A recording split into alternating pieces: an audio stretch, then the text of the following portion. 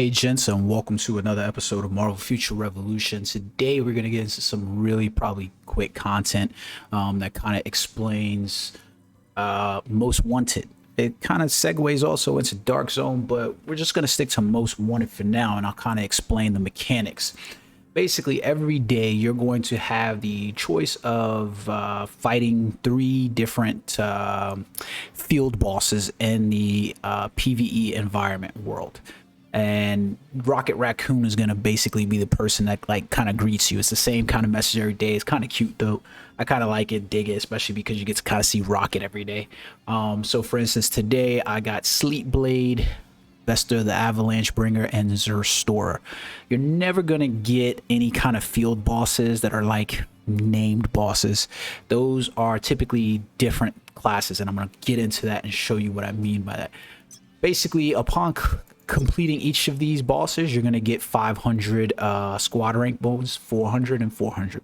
You can refresh them every 3 hours, or well, 3 hours is how long you have till the reset happens. And you can refresh them once a day to see if you can get some different bosses. These are typically, I'm going to stick with these because Vester and Sleep Blade are available to you in Midgardia, and Zerstorer is available to you in Sakaar, so they're going to give you some probably the best rewards that you're looking for. When you complete all three, you basically have the choice of choosing 50,000 gold, 125 conversion particles, or a 4 drops of chest. I'm going to be honest with you guys, I already told you plenty of times before, these 4-drop chests, these costume chests pretty much seems to always drop 1-star gears. That's it. It's just dropping 1-star gear. That's it. The 125 conversion particles, though, pretty much not worth it. If you're playing the game at any clip, at any rate, you're probably dismantling enough things that you're going to get 125 conversion particles just cuz.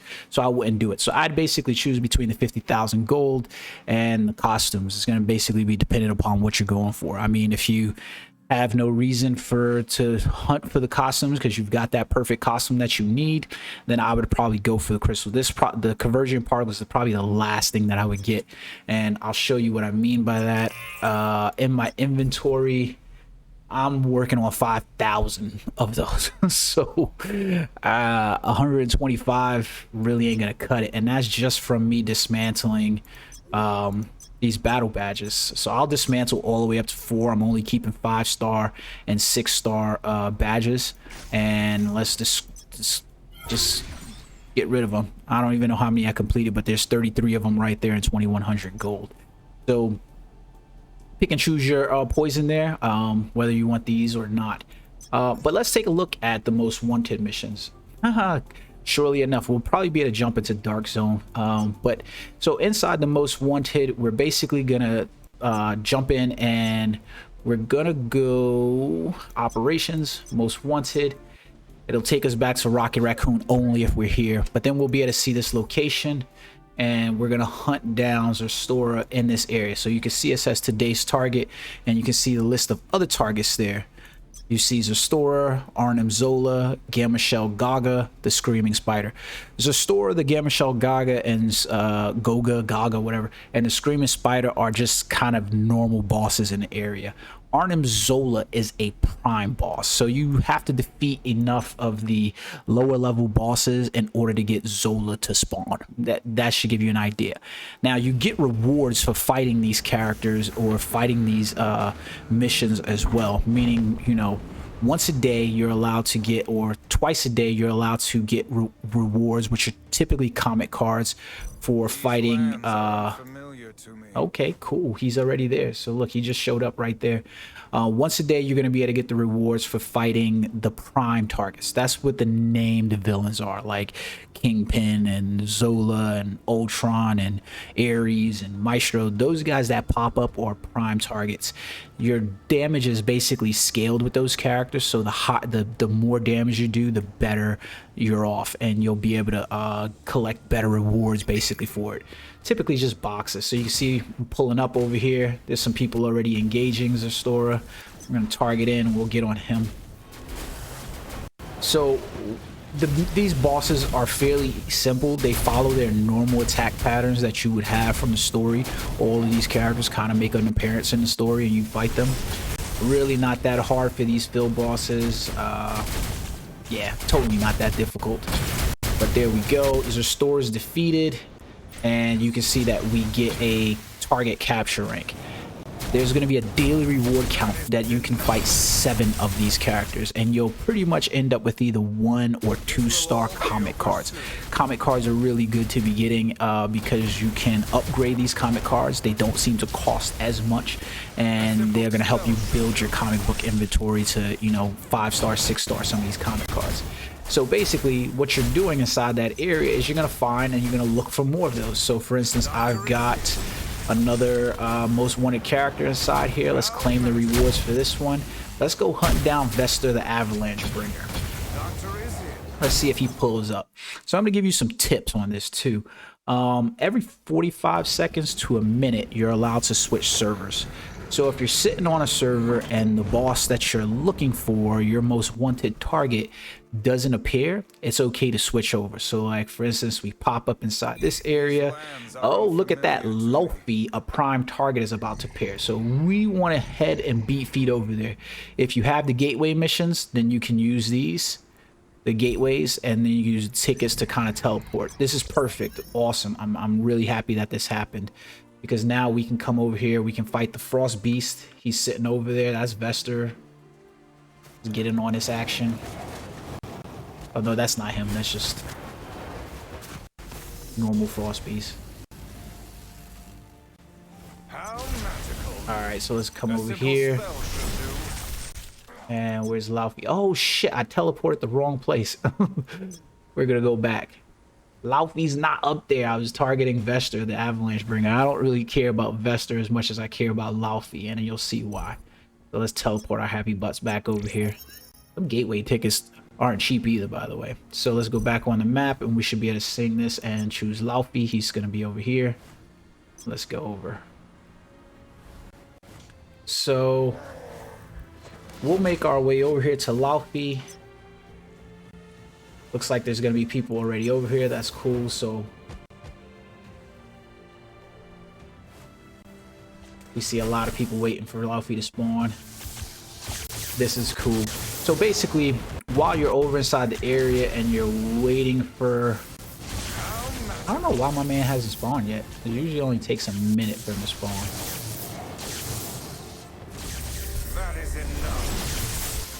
And you'll typically see people do this with their characters, where they will choose the most recent. Where is he? I guess they already defeated him? Jesus. Well, my fault. That sucks. So he spawned and this team of people basically killed him already. So that kind of sucks. It does happen. Like some of the bosses, especially the ones outside of Sakaar, don't seem to last that long. So you're, especially if you got like, you know, some of the bigger whales playing. But the thing is when you get those prime targets, they do appear and they give pretty decent rewards. And what I mean by that is, depending on the rank that you get, depends on the rewards that you get. So you'll get, what are they called? The chests that basically have the ability to drop different items. So here goes something that seems to be happening as of late, and I'm not exactly sure why it's happening, and it's pretty annoying, to be perfectly honest. I don't know if this is a bug, but so you can see that it says today's target has spawned. It says he's supposed to be here, but he's not here. This has been happening pretty frequently. So, and I think it's something that happened after the recent patch where they basically increased the rate at which these characters are dropping. And the really sucky thing is that him being inside that list is blocking up anything else. So what we'll do is we'll switch over to another channel. The boss isn't there, so we basically have to switch over. We don't really have a choice. We'll switch over another channel, see if he's here. So there we go.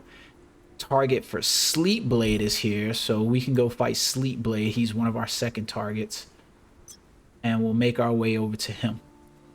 Now, I would highly suggest that this becomes one of your main missions for the day. Like, definitely take your time to go do the most wanted missions, because the rewards for them, the squad rank XP, I mean, you're basically looking at almost 1300 XP in just squad rank alone. So definitely makes it worth it. There goes my man Sleep Blade. Stupid ass thing.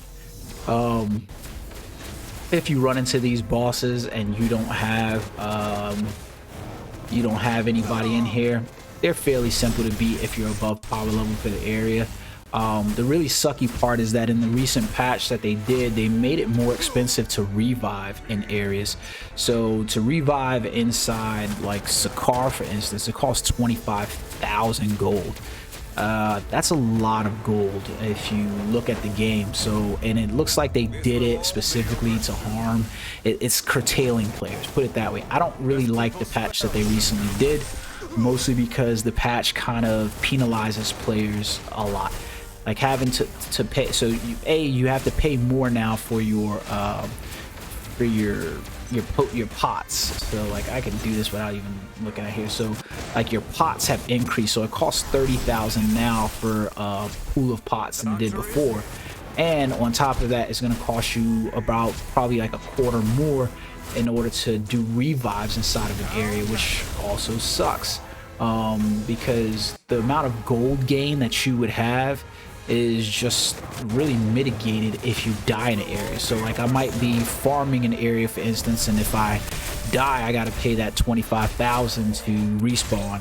Not to mention, you know, so there we go. So inside him, I got 2 books, so that was pretty good for that target capture rank, because I got 2 1-star. It's pretty much always going to be 1-stars for those guys. Let's clear that one for our most wanted, claim it. And then let's see the location for him. So see, Vester's still in this same exact area, so we want to kind of get him, but he's not here. Most likely I'll have to go over and beat him, but what we'll do is we'll change channels again to channel 3. Oh my god. Oh yeah, I'm in battle. So let's see if we can't change channels to go and grab him. Channel 3, because I was already on channel 1. That's why I'm switching to channel 3. Channel 1 was where I was and he was supposed to be, and he never showed his punk ass up over there because of... Oh look, there we go. Laufey's again. He's right behind me. So let's fight Laufey. I don't think I'll be able to beat Laufey by myself, but we'll see. So we'll do a channel call out over here. And Laufey, channel 3. So we'll fight Laufey. Hopefully we get some people to join in on us, because otherwise it could take a while. I think I could beat Laufey by myself. But what I want to show you guys is basically with the prime bosses. Where is he? There we go. So you can see that there's an attack rank that's going over here. It's similar to the way if you were playing Blitz or let's get the hell out of that. If you were playing Blitz or the Raid, and you can see the track. Here it's important though, because we want to be able to see what the rewards are that we're going to get. So at rank 1, I'm going to be able to get 3 of these Omega card boxes. Rank 2, 2, rank 3, 1, and then everybody beneath that basically gets these lower Omega card boxes that they're not going to necessarily have the rewards that the upper ones would have. Now, it says that, but if I'm being honest with you, the rewards that come inside of the green boxes ain't too different from the rewards that come inside the silver boxes. You just have a better chance at getting more of them. So, but you definitely want to do your prime targets, because you get about 2 of them a day, so that's pretty good. Now I wonder if nobody's joining simply because Dark Zone event is up. And so while we're fighting Laufey here, I'll make another call out chat and see if people are gonna come. Let's see. Channel 3. About Dark Zone. So Dark Zone is pretty much the exact same. Oh, geez, got me low on health. Dark Zone is pretty much the same as these most wanted missions. And what I mean by that is that when you join the Dark Zone, the only thing that you're doing inside there is you're hunting 2 prime targets and 7 normal field bosses. And you're trying to get those targets so that way you can generate rank points. So the higher damage you do, the same rewards you'll get in terms of, like, you know, here you'll get 3 boxes if you finish in rank 1, and so forth and so on. The difference is that those boxes will drop comet cards, and you have the chance at getting the rank of getting some of those battle badges that are good. So Prince Vegeta just joined in. That's good. and you're basically doing the same exact thing inside Dark Zone. So you're going to generate points. The only difference is you're going to generate points no matter what. You might be locked out from awards, but you're still going to get points. And those points will stack up for a weekly ranking, and basically what you're looking at is getting some of those battle badges that are specific to Omega Zone, to the Dark Zone. So like they're gonna do more damage to supervillains kind of battle badges. They're targeted. So the only difference of what you're doing is that it's a cordoned off area, and in that area you're going to basically look at doing you're also going to have PvP that can happen, player on player, so which kind of makes it annoying.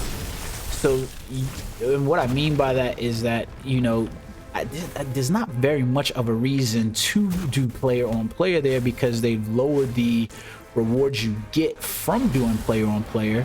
So why do it? The rewards that you're gonna get for trying to fight another player is minimal compared to the rewards that you would get if all of you work together and try to beat as many bosses as you could.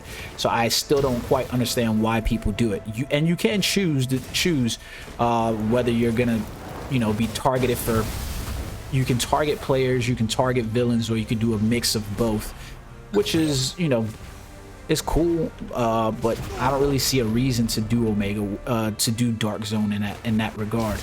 So typically what you want to do, however, inside that area is you want to make sure that, you know, if you're inside Dark Zone and you're solo playing because you're not part of an alliance, and you're not competing against other alliances for the wins, you want to basically make sure that you have single targeting skills and select villain for those. Here, none of your area of effects or abilities are going to affect any of the other players, but in Dark Zone they will. So casting something, Jesus, my man stomped the hell out of me. So like for instance, casting, you know, my area of effect spell, my AoE, the ult, it's not going to be a good thing for if I cast that inside Omega Dark Zone, because I'm going to kill a bunch of people, especially teammates. Looks like Prince Vegeta and Oryx are having a hard time at this. I've seen Prince Vegeta die a couple of times. Let's see if I can turn up some of this damage here. Get out of that.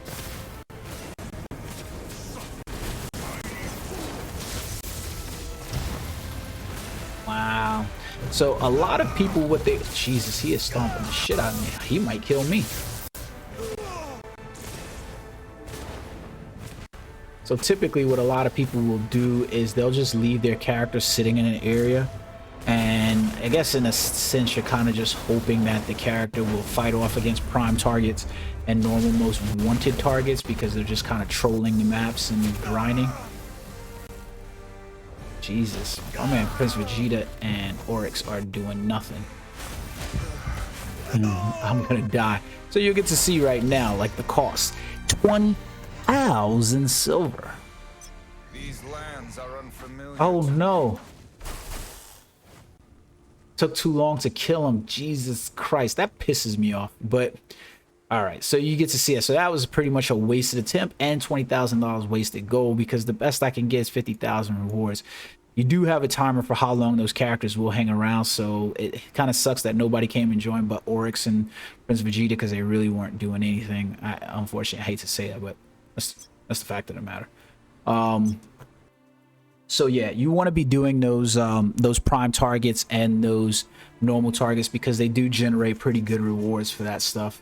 Or, you know, comics. So you can see like Vester is still sitting over here, but he's not here.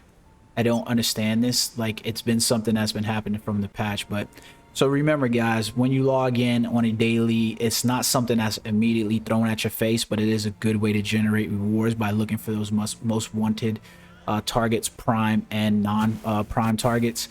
Get at least 7 of them. That should be at least 7 comic cards for you, whether they're 1-star or 2-star.